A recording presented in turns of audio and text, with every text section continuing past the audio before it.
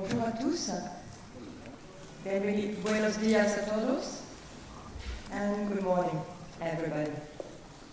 So, the ICAJE is the association that promotes in-nation pedagogy in the different Jesuit schools in Europe. Its aims are to encourage networking, cooperation, and exchanges between Jesuit educational institutions.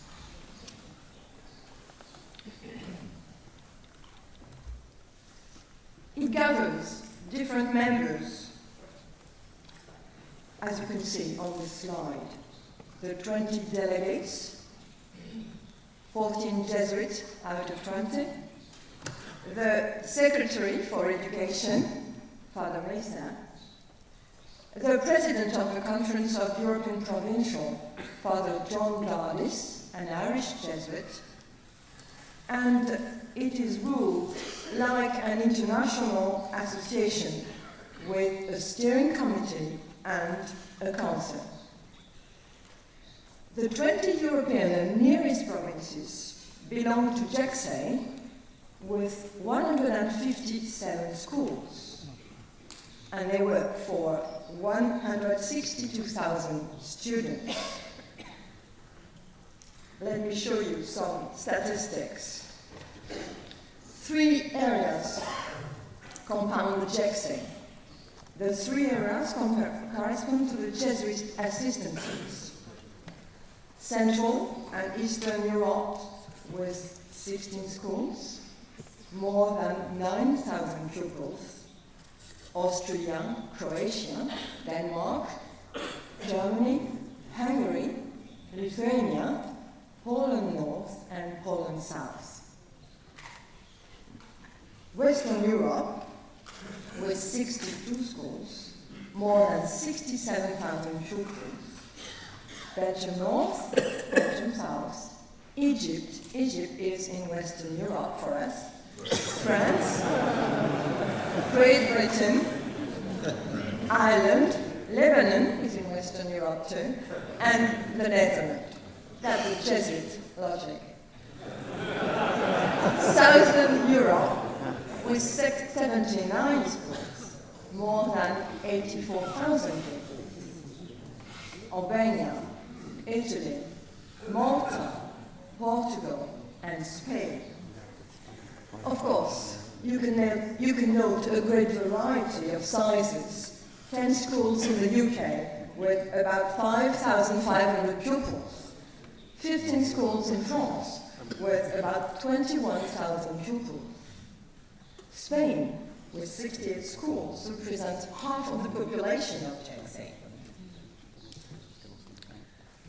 What are the educational strengths?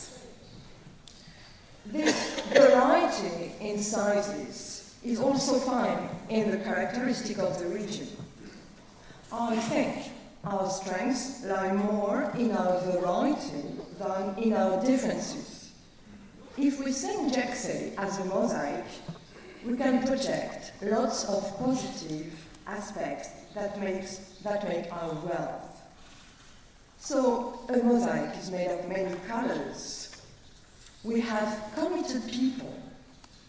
Most heads, vice principals, deputy heads, members of staff are very committed people. If I told you that most delegates were Jesuits, most heads are lay, men, or women, and they have a very strong conscience of their mission. The cultures and traditions that make our schools Jesuit are still very strong. But like everywhere, I think, we need to train the new members of staff to the Jesuit tradition. The languages. The languages are also our strength, since they oblige us to pay attention to the other, to make sure we understand each other well. More than 15 different ones. The school systems. You won't be surprised. The school systems are almost impossible to compare. Some schools receive subsidies from the governments. The teachers are paid. Others, they don't. And they are going through very difficult time these days, like in Italy, for instance. But I can tell you that the concerns, the will to follow and to implement the characteristic of Jesuit education are the same everywhere. What enables us to work together is Ignatian pedagogy. Whenever we organize a meeting or a conference, we know that we have to focus on the source, on Ignatian spirituality. We have to focus on this spirituality first if we want to have a common substratum. Our challenges. They are numerous, of course, but let me give you three important ones: hope, creativity, and mission. Hope is the theme we have chosen, and we want to decline in all our meetings and conferences. Not only because we want to forget the crisis that crosses Europe these days. We know that many experts can analyze it very well, but because we think that it is the duty of Jesuit education to give hope to the young generation, either teachers or pupils. Hope is life. Hope is faith. Creativity. We have to strengthen the Jesuit European School Network. We are here to think of it as a global network. But the difficulty is that we should not forget the local realities. So creativity is for us the key to reflect upon new ways of proceeding, as Father Mesa just told you. We have to take also into account the new technologies that can help us. Mission.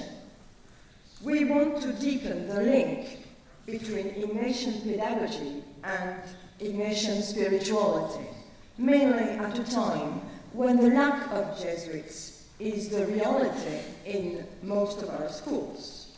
Only 259 Jesuits are really working in our 157 schools, and not always full-time. 6 training centers have been founded in Europe for ongoing formation. We need to support them. We know that now our mission is also to work in a multicultural, multi-religious environment, and that the pastoral or the religious education can't avoid this context. So the training centers have an important mission to transmit our tradition, to make it alive. Our challenges are also our vision for the future. But concretely, to implement its objectives, ICJSE organizes meetings, conferences at the European level. We gather secondary heads, primary heads, or pastoral leaders. The next 2 conferences will be for deputy heads, vice principals, since we believe that their task is a very heavy one, and that most of the time they are at the heart of the school, struggling between teachers and pupils, between pupils and parents. They need some time for themselves. The primary heads also enjoy meetings, sharing their realities. So they are often amazed of the point of confidence they discover. So to conclude, I'd like to welcome all the Europeans here. There are 58, having decided to make a break in the middle of their holidays. And they wish to share with you all people from the whole world, to share their realities. So this is the best proof of their commitment. And you can see that ICJSE is really lucky to work with them. Just 1 second. Yesterday, I was telling a delegate that we were only 7 European ladies. And he answered me, well, you know, since a woman is worth 3 men, I think the European delegation is much more numerous. So that was nice. Thank you.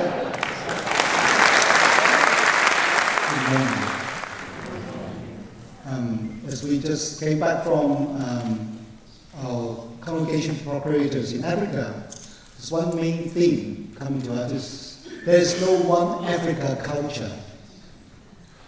And the same one repeated: there's no one Asian culture. Okay, that's only for convenience. In Asia, for those countries which has Jesuit schools are listed here: Australia, China, Indonesia, Japan, Philippines, and East Timor. Like for example, Korea doesn't have any Jesuit schools, secondary schools. That doesn't mean that it does not exist in the conference. So in the conference, we have a total number of schools 34. Number of students 51,460. And number of staff altogether is 3,634.5. That 0.5 is a half-time Jesuit. Not that he's half-time Jesuit, he's working as half-time. If it's counted all half-time Jesuit, maybe more. Okay.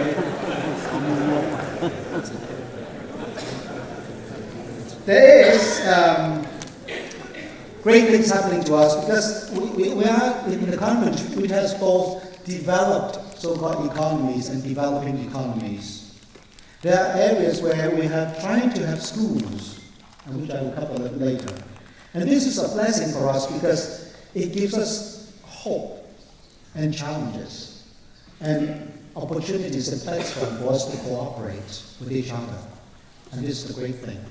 So, for example, we just finished the Student Leadership Network, and that's the first initiative. It's an initiative by Philippines. It's a great thing, which I've just heard some raving reports from our students and teachers who participate there. So different countries, like there are 5 countries, five provinces now involved as a pilot program. And the Advanced Teachers Program, thanks to the generosity of Riverville, Australia, teachers from the conference, the different provinces, regions, provinces can come. They have come to at least 2 times. How to promote Jesuit education, how to help our teachers become Jesuit educators, nation educators. And they have even come out, the team from Riverview, they came to Hong Kong and Manila to help us. As you know, it's very expensive going to Australia. It's cheaper for the team to come to Hong Kong and Manila. And they're very generous. They use their summertime to help us. And then we have the IPP workshops in EAPI. This is especially for Myanmar and East Timor, to help them the teachers and the regions, the Jesuit regions, to really groom them into the art of Jesuit education, pedagogy. And then Japan province also, they send the teachers to EAPI. So this is collaboration. The main challenges. Now, of course, our main challenges are not unique to Asia Pacific. Certainly, I think we'll find that in other conferences too. But it's impacting us. For example, there are shortage of Jesuits involving in our Jesuit schools. And the younger Jesuits, they don't seem to have much interest in education. They would rather go for spirituality and maybe teaching theology. And that's a big challenge. And because of this shortage of Jesuit involvement, it means that we cannot provide adequate training or formation for lay collaborators. And this is particularly eminent significance in cultures which is not Christian, not Judeo-Christians, in secular cultures such as in China, Japan. So most of our lay collaborators are not Christians. They don't share the Christian faith. So how do you form them, especially with inadequate Jesuit involvement? Also, we have like the impact of urbanization across Asia Pacific. The traditional spirituality, the traditional values are being replaced by hip hops and other type of cultures, Western cultures. And we're seeing like traditional Catholic cultures, Catholic countries like the Philippines and even Australia, the mass attendance and are dropping, vocations are dropping. Okay, so how do we communicate our faith to our young people?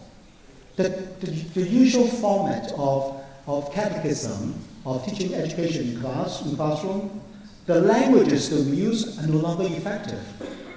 I think more challenging for us is how do we celebrate Eucharist? It's a big problem, big challenge for us in this type of culture. Before I go to the new projects, I also want to say language. In Asia, as you say, there's no one common culture, there's no one common language. But if you want to collaborate together, we need to have a common language. And English seems to be the more possible language, yet is still not fully acquired by all the regions and provinces and by our schools, teachers and students. So that really limits our collaboration, discourages. Okay, so that's somehow a problem that we have to be very creative to overcome. The new programs coming up, I'm an interim person. Not an interim Jesuit, but interim person. Because we're still looking for a new secretary for education in the conference. We're all very busy people, and that's the big challenge now. What to let go, what to pick up. And then we have, in East Timor, we're starting a school. Actually, there are two parts. One is for training teachers, one part is for secondary schools.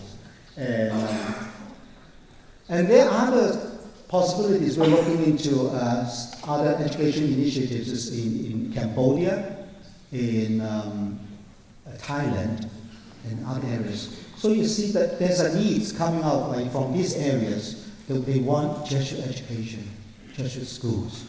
And we need to be creative and discerning how to offer in what mode, what methods, what type of schooling, education. And that's what we need to work on.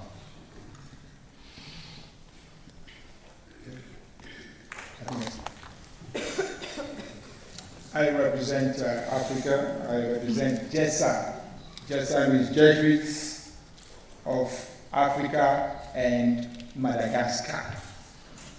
And I work as the secretary to JESA, or the secretary of secondary education to JESA, Jesuits of Africa and Madagascar. And Jesuits of Africa and Madagascar is made up of 7 provinces and 3 regions. We have the Northwest Africa Province, Central Africa Province, Zimbabwe Province, East African Province, Zambia, Malawi Province, West Africa, French-speaking province. We have Rwanda, Burundi region, we have Mozambique region, and we have the South African region. And as you know, Africa is very varied in its contexts. And when we look at the context of Africa, it's interesting. We cannot have one language. It's a huge continent. And some of the Jesuit secondary schools in Africa are situated in urban, middle class, professional, and affluent contexts. while others are located in small towns, rural, unskilled, and poor areas. And the contexts of our schools affect our schools, as you will know. And we have to look at the context critically. The other things we look at is the school fees. The schools located in affluent contexts and are fully owned by the Society of Jesus charge fees as high as $6,000 per annum per year, whereas schools in small towns and rural settings charge as little as $36. You can see the disparity in the school fees. Ownership of our secondary schools. Most of our secondary schools are owned by the Society of Jesus. They are easier to run and they are the best performing of the Jesuit schools. But some of our schools are categorized as public schools. What does that mean? It means that those schools, even though they are run by the Society of Jesus, government have some sort of control over what goes on in those schools. Such public schools, the state or the government pays the salaries and often employ and fire the teachers. Where the state pays the salaries of teachers, it also determines the school fees students pay, and sometimes the school fees can be very low in such areas, and sometimes those schools find it difficult to really run the schools effectively because the school fees are quite low. These are the statistics. I think we share the same statistics with Southeast Asia. I think if you look at that critically, as at the last count, a number of schools are coming up now. One school is coming up in Zambia, Malawi province. A school is coming up in Nigeria. A school is coming up in Dodoma. As you look at the statistics, you see the number of schools in each province and region. We have a total of 35 schools, 24,338 students, number of Jesuits 146, Jesuits, other religious 31, faculty 1,773. Basically, that is the statistics of the schools, secondary schools in Africa. Now we go to the main challenges we face in running these schools. As you know, finance is always a challenge, it's always a problem. Since we do not get any financial assistance from the government, sometimes we have to rely on the tuition. Even in the schools where government are supposed to pay salaries, salaries never come. And when the salaries come, they are usually very little. And so sometimes these schools have to find ways to supplement what the government gives or pay the salaries so that we can keep the teachers. So this kind of schools, you see the government saying you can't increase school fees. And sometimes it becomes very difficult to run such schools. So fundraising for new projects and scholarships is a big challenge for us. Secondly, staff development and staff formation. Due to lack of resources, financial and personnel, Jesuits and lay staff do not get enough staff formation in IPP and Jesuit education. It's a critical challenge for us. First, we have very few Jesuits involved in secondary education, and the Society of Jesus, I would say, is still young in Africa. And young Jesuits are coming up, but they need to be developed, they need to be formed, as well as the lay people that collaborate with us. As you know, political instability is also a problem, it's a challenge for us in Africa. And prolonged political crisis in some areas, in some countries, certainly affect school policies negatively. Jesuit personnel, as I've mentioned earlier, in our secondary school are still very few. So maybe very soon we'll be appealing to Europe and America to send us people to help us.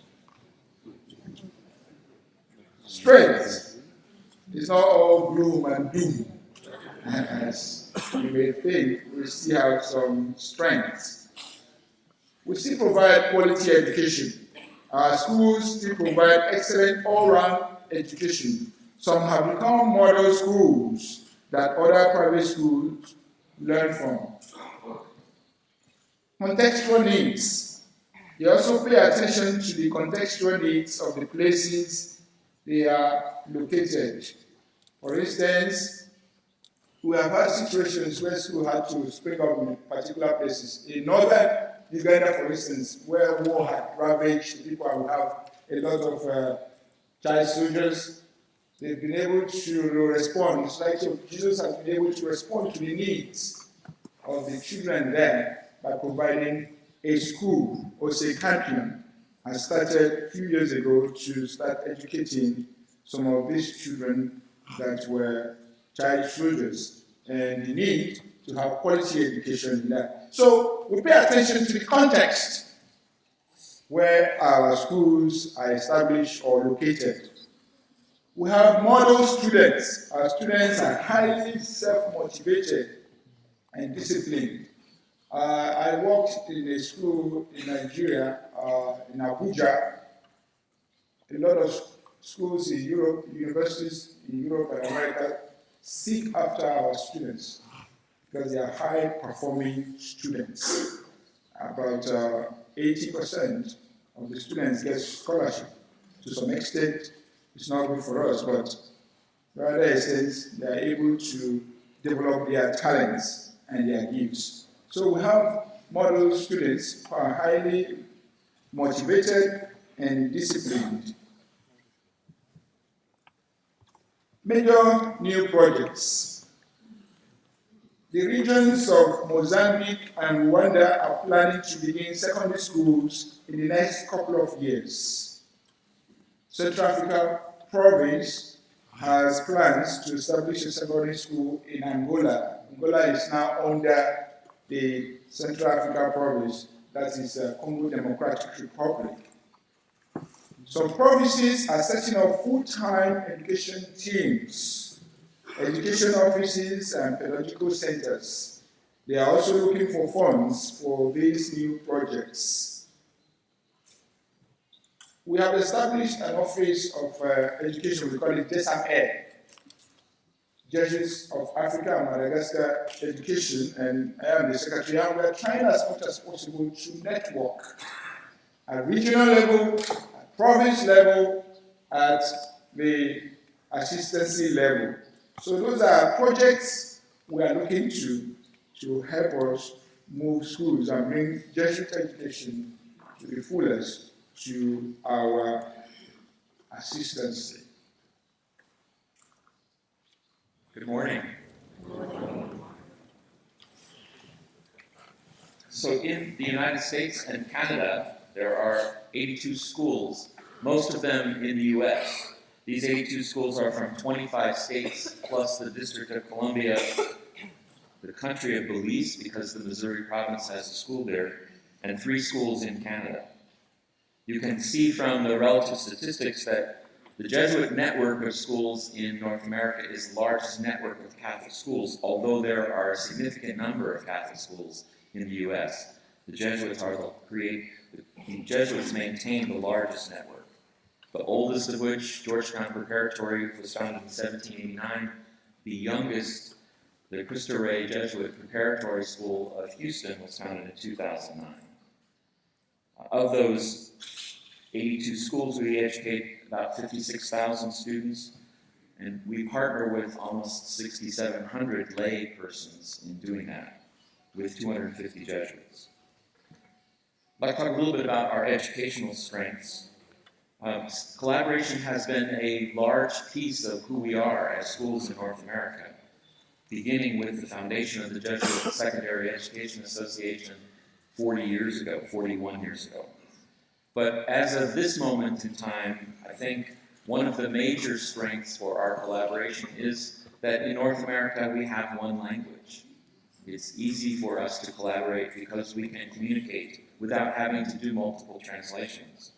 That single language makes it possible for us to do many things here, and we have taken advantage of that over the last 40 years.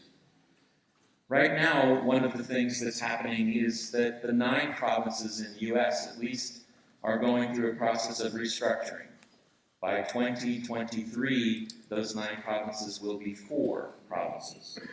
And one of the questions that keeps coming up, and Father Mesa brought that up this morning, is Jesuit identity and mission. So the provincials recently approved a process for sponsorship review, wherein a school does a self-study in relationship to a document that the provincials have created called What Makes a Jesuit School Jesuit. And they're asked to assess themselves, and then a visiting team comes and reviews that self-study. And then the province enters into a sponsorship agreement with the school, and the provincial recognizes the school as a sponsored work of the Society of Jesus. One of our other educational strengths is that over these 40 years since the Jesuit Secondary Education Association began, there has been significant Ignatian formation available for faculty, for staff, and for governing boards. Some has been done at the local area, in the schools themselves. Other formation has taken place at the regional level, at the level of provinces. And the JSEA has offered significant national opportunities for ongoing formation as well. So really, the crux of who we are as schools in North America is related to the Jesuit Secondary Education Association, which began over 40 years ago, as a collaboration, an initial collaboration of schools across the U.S., and has continued in that spirit of collaboration throughout its history. We do have some challenges, and those challenges are significant. As Emmanuel spoke of the cost of education in Africa, it's also a question of cost in North America. None of our schools receive federal funding or local funding in the way that faculties are staffed. We get some federal funding in some of our schools for technology. So affordability and accessibility, look at it. We should be also challenged to provide some kind of order of studies for our lay partners, so they have opportunities for ongoing formation. The challenge of tomorrow's leaders and providing them with leadership training and succession planning, how to move from one leadership or one head of school to another head of school, is a challenge. It lets go or changes a culture in a school often when the head changes. And finally, I think one of our challenges is remaining Jesuit and Catholic in a context of a changing demographic. As Father General has said, as Jose said this morning, this secular world in which we live is a challenge to us to remain Jesuit and Catholic.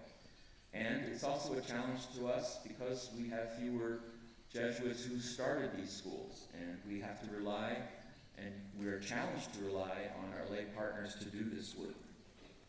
In light of that, we have begun a process of creating a pilot program for a new model of governance and service at what will be the new province level. So what will it look like when New England, New York, and Maryland provinces become one province, and there are 28 schools?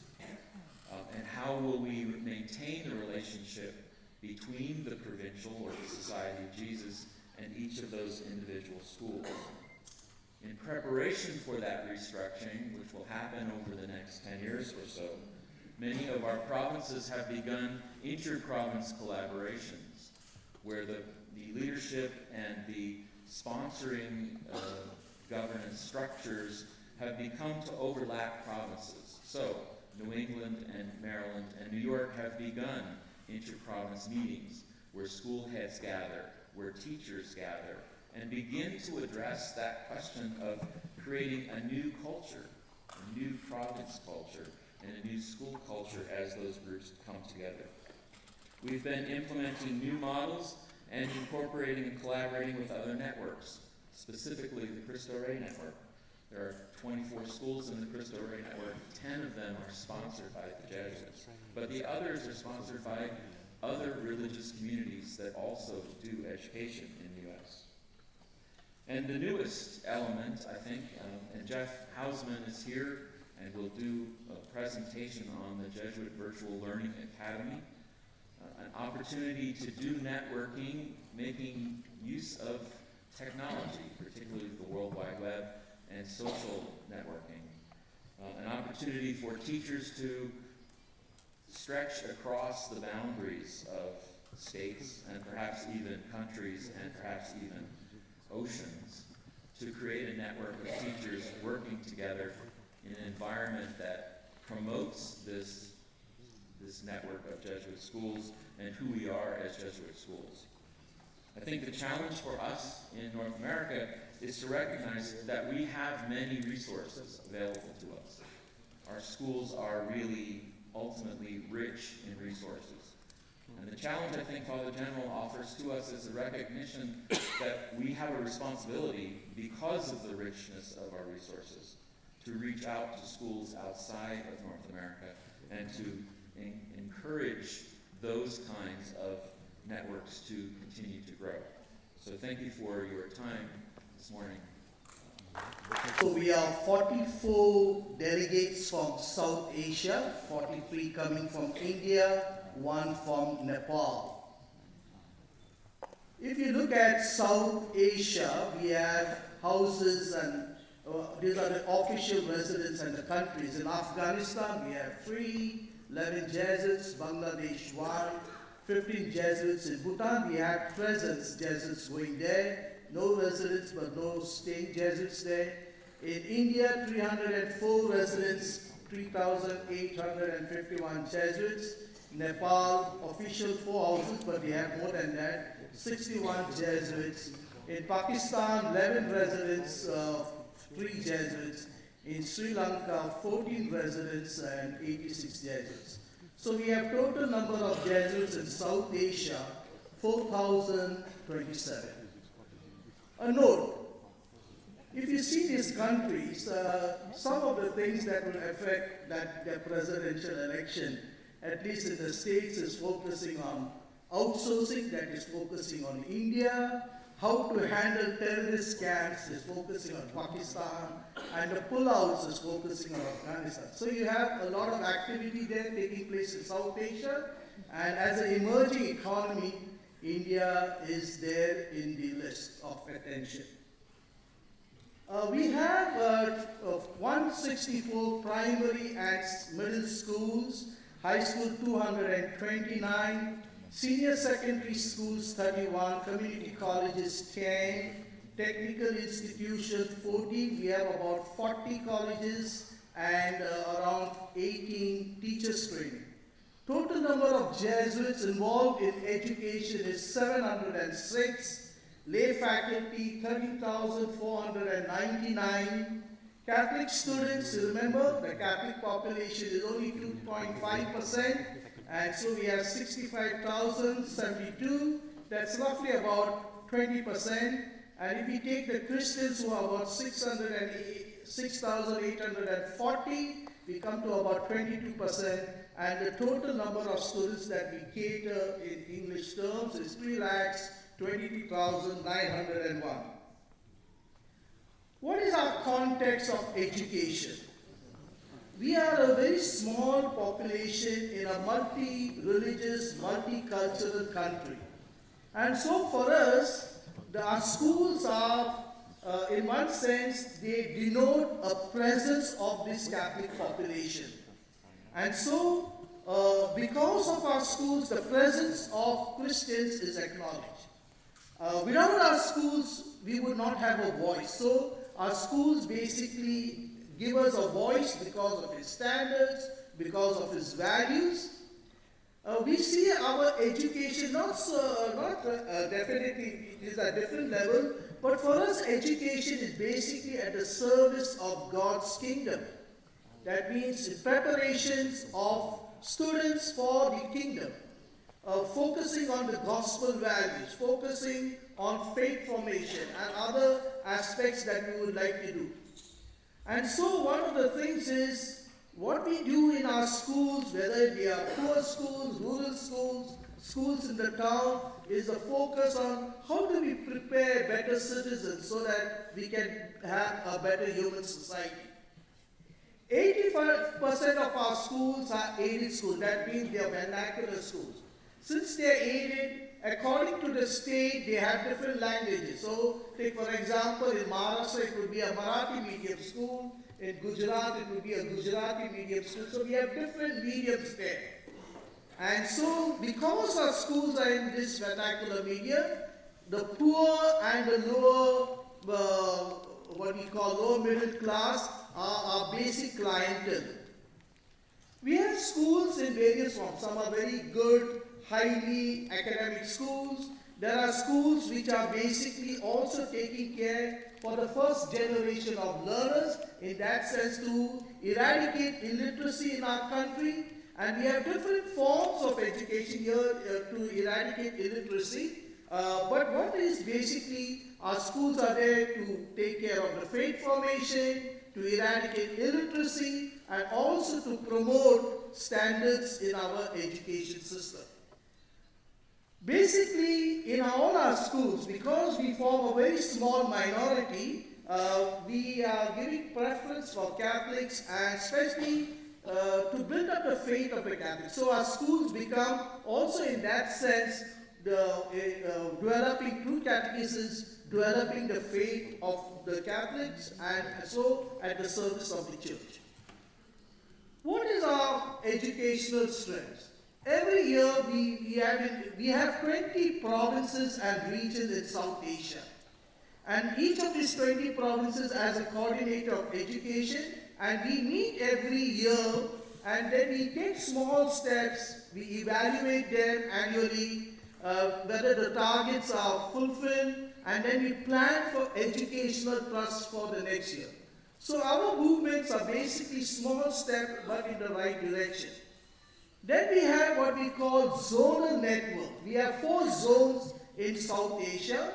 The South zone of 4 provinces, the West zone of 4 provinces, the North zone of 5 provinces, and the Central zone of 5 provinces. And so one of the things is we have seen how we can zone, in the zone, provinces can work together. The third thing is the meeting of the school core team, where I try to visit and we see at least once in 2 years and do an appraisal of our educational initiative and agree targets so that we are implementing what we decide. And then our other educational strength in all our schools, which is a very important priority for us, to ensure that Catholics are taken so that they can get the faith formation that they require. What are the main challenges? We are in a country in which, since we are a small minority, we also have fundamental Hindu groups, different groups. And so they do not make our jobs easy, especially when 85% of our schools are aided. So there's a lot of paperwork, governmental approval, bureaucratic roadblocks, and this in one sense saps the physical energy and the emotional energy of many of our principals. So there is a lot of difficulties that our principals face. Then because of this, sometimes long-term plannings cannot take place, and so when long-term planning does not take place, emergency, personal interest groups get a priority rather than the province policy of education. Since we are having a lot of Jesuits, and in some provinces, for a principal chair, there are maybe another 10. So we do not take so much interest in lay collaboration in sense of promoting to areas of as a principal, because there's still plenty of Jesuits there. That's one of our challenges, how to get that moving, how to foster collaboration. And there is what we call a lack of updating and innovation among the core team of our members. Finally, what are the new projects or what are we currently busy with? We are busy with, in one sense, Jesuit school accreditation and assessment. We have planned some benchmarks so that we can work together and attain those benchmarks. We are focusing on value education and catechism. Basically, we were not really happy with the content and the methodology, and so we are working in how do we develop effective strategies to achieve the desired outcome. And finally, we are also working with, this year we have had deficit rainfall, and for our economy, rainfall is very important, and the concerns. So we have these eco concerns and dialogue, because if you see, we have a lot of people of different faiths. How do we work? How do we worship? How do we work together, collaborate together with people of different faith? And so, eco-sensitive values and education students for dialogue is the thrust for this in the current projects. Thank you very much. Muy buenas tardes, un placer, mucho gusto saludarles a todos. Voy a hablar en español para que nos entienda Dios. También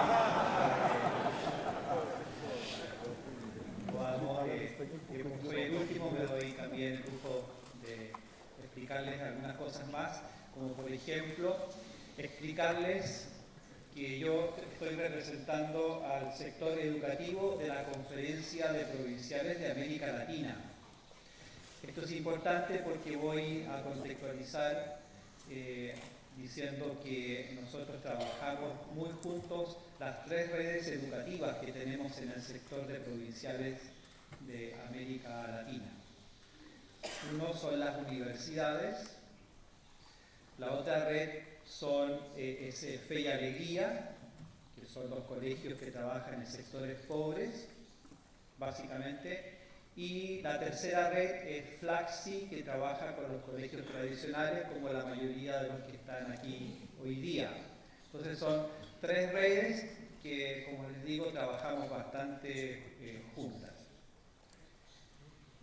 Un contexto de América Latina con algunas cifras. Nosotros somos un continente que abarcamos como colegios en este minuto desde Miami, porque ahí está el Caribe, con el Colegio Belén de la República Dominicana, hasta el más austral que es en Chile, el Colegio de Puerto Montt. Somos 29 países, con 21.000 kilómetros, con una variedad grande de países que están en vías de desarrollo, como es Brasil, hasta países muy pobres como Haití, por otro lado. Tenemos algunos datos ahí que ustedes alcanzan a mirar de la distribución monetaria financiera de nuestros países en este minuto.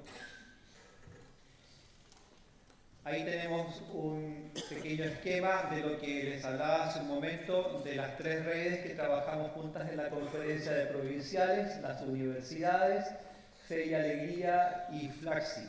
Entre paréntesis, se encuentra entre nosotros también el representante de Fe y Alegría, el representante del padre Suñol, el padre Utsumi, que hoy día nos acompaña como director de toda la federación.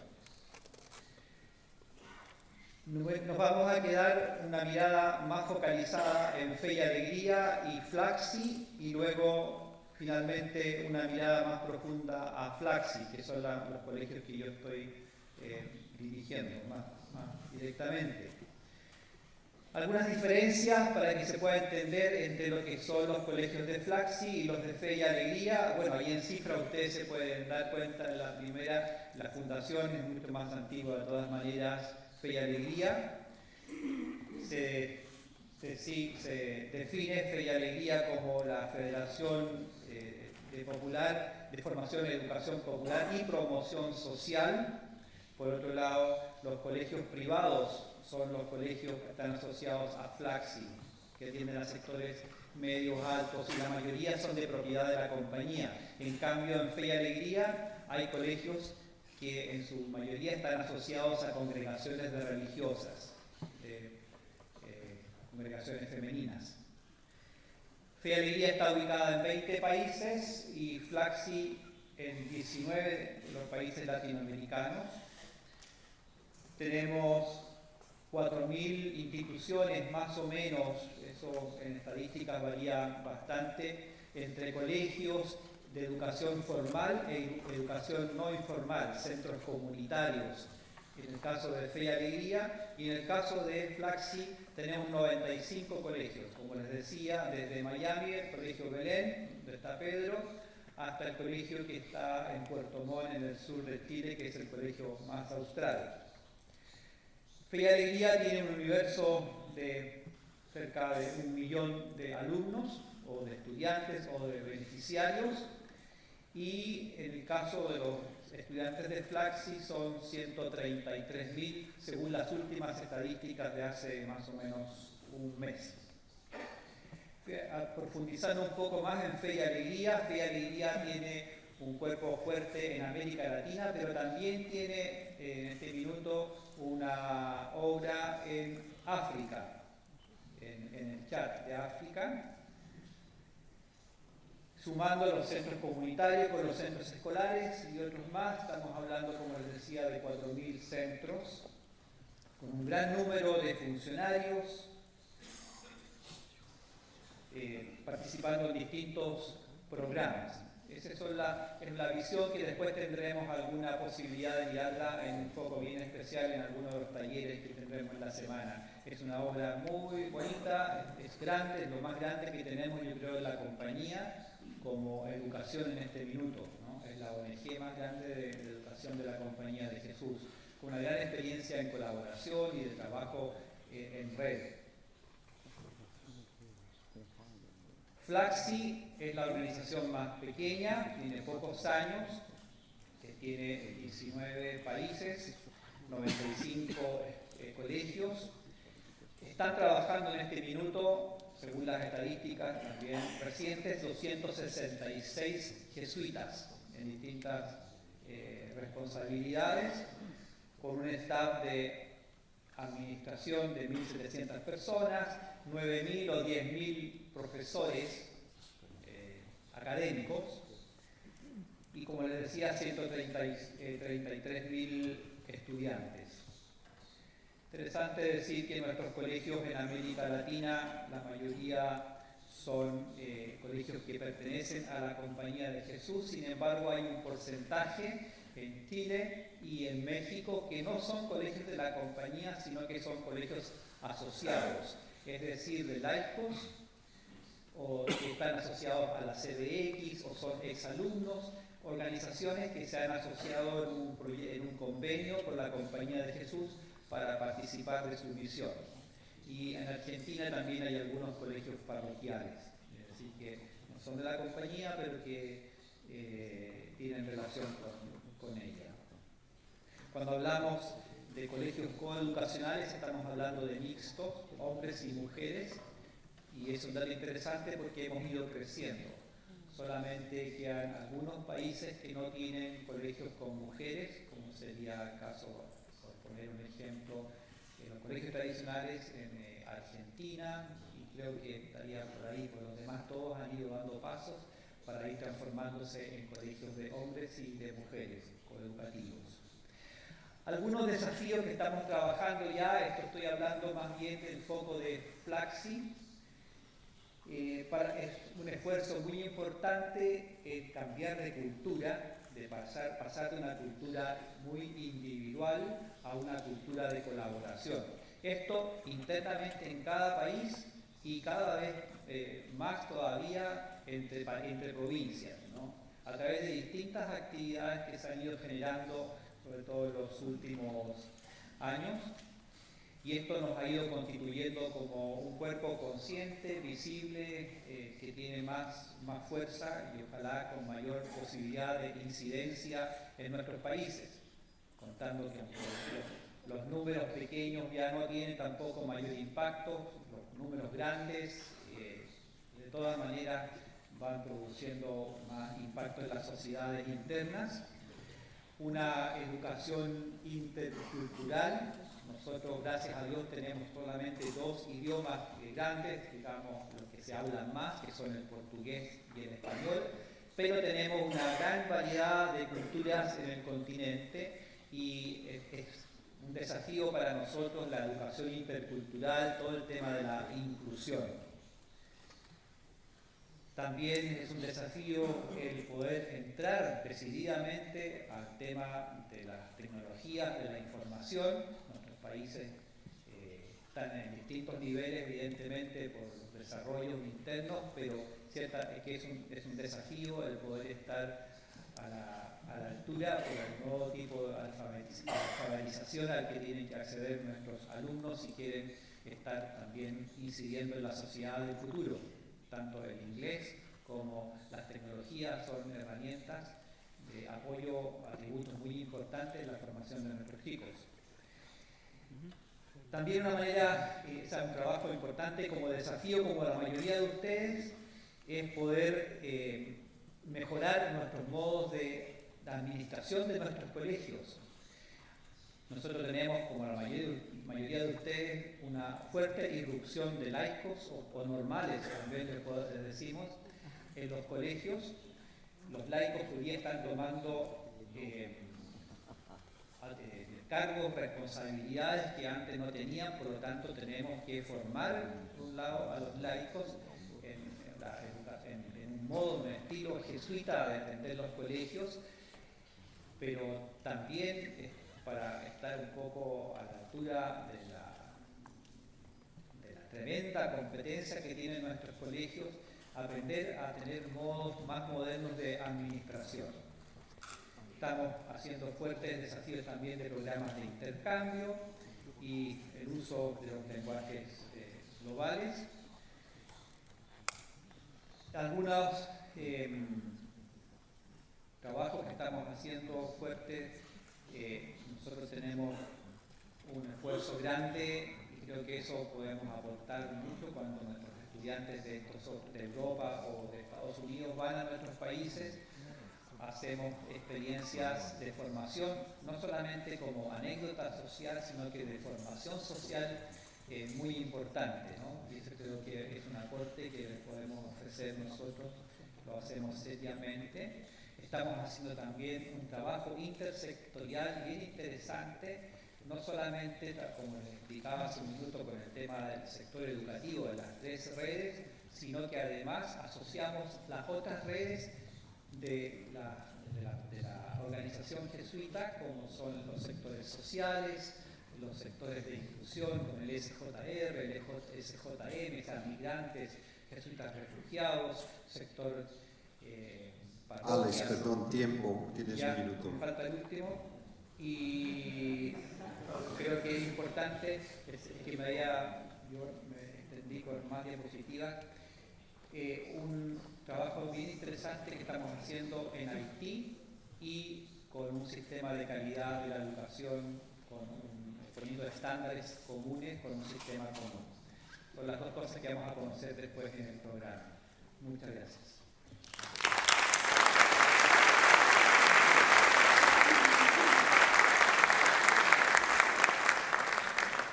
We still have 5 minutes for questions, so please, if anybody has a question.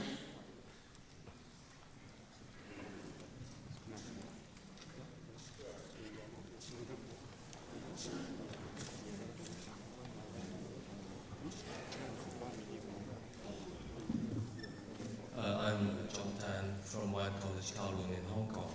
As I have been listening since the first speech this morning, I was struck by this direction of establishing global networking. The more specific question in my mind is whether we are going to move along this direction towards a federation kind of networking or a community kind of networking. Both have similarities such as common vision and mission, the conviction to share with network members.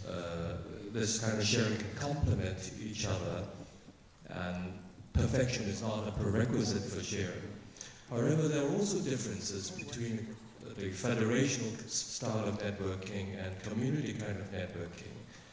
I guess in a federation model, frequent regular contacts may not be necessary, and communication may be mainly done through regional representatives, while in a community model, regular contacts may be essential, and there may be multi-level regional and trans-regional communications. And also in terms of solidarity in sharing of resources, such as language expertise, especially expertise in the global language in an area where students and staff are not particularly strong in that language, essential for networking, or sharing of financial resources and exchanges, sharing in technology. I guess this kind of sharing may be essential in the community model, but maybe just optional in the federational model. The solidarity has an implication of the more resourceful members of the network helping less resourceful. I'll be grateful if the panel or anyone from the floor can throw light on this issue. Thank you.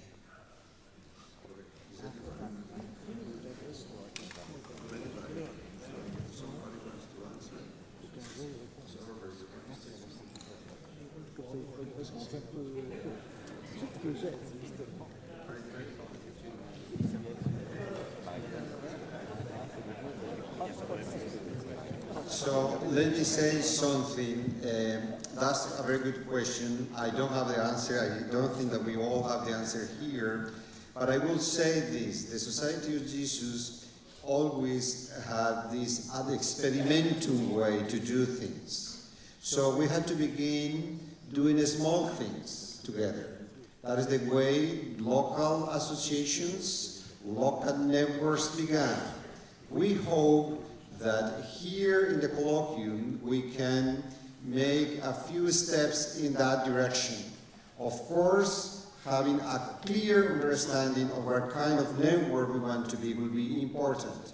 But we also hope that, again, small steps, some small projects together, some small programs together can be the beginning of that, and in the long run we can define better what kind of network we want to be, and we can at the same time clarify better. That's the way we had done it at the local and the regional levels, and we hope that we can do it also at the global level.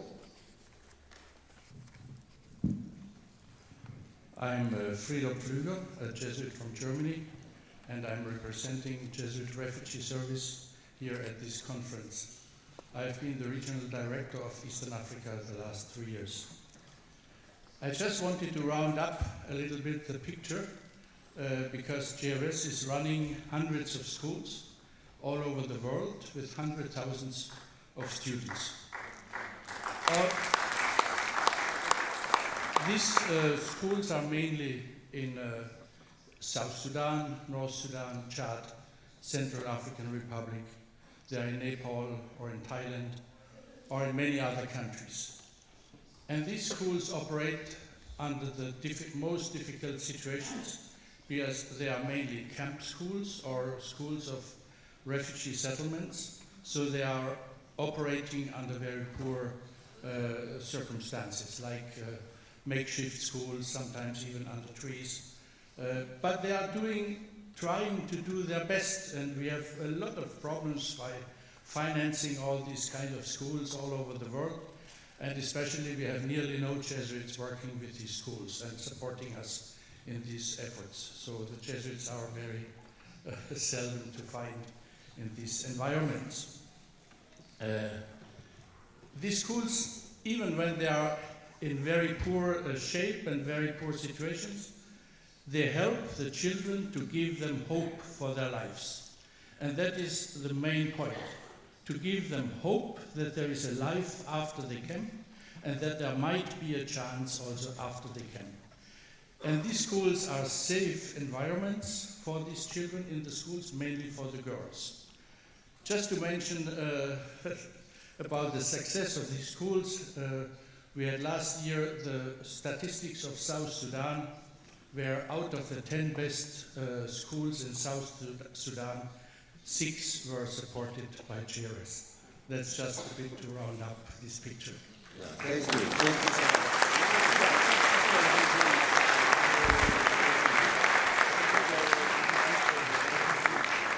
Let me say something about this because this is really very important, and I'm glad that people are already thinking in the future, because the follow-up of the colloquium is the main important thing that we are really debating here. It's not the colloquium, it's the follow-up. So that's all of this is very good because it gives us the idea that we need to look beyond the colloquium. And in this particular case, the JRS is helping to look beyond our walls. We need to look beyond our walls and our small world.